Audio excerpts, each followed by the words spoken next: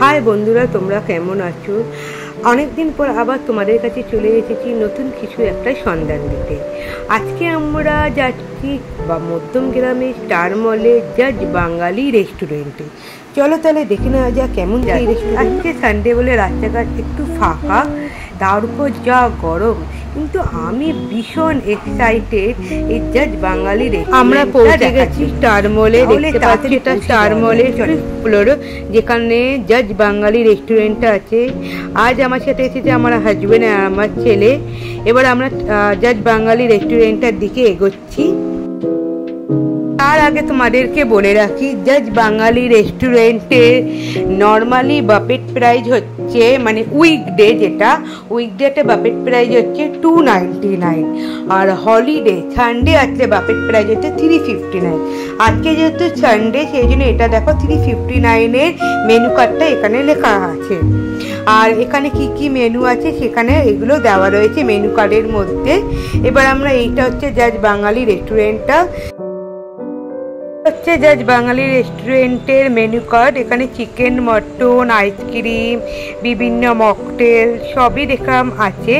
Price দেখো তোমরা খুব একটা বেশি না, সবই সাধ্যের মধ্যে আছে।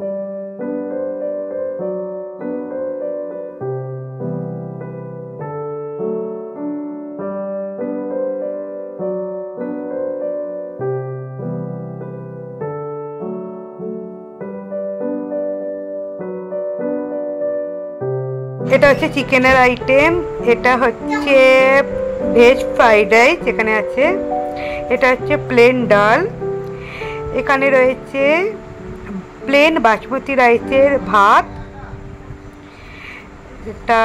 এটা হচ্ছে দু রকমের চিকেনের আইটেম দুটোই, আর এখানে হচ্ছে ফিশ চপ সাথে কাসন্দি। দেখা যাক কেমন হয় খেতে।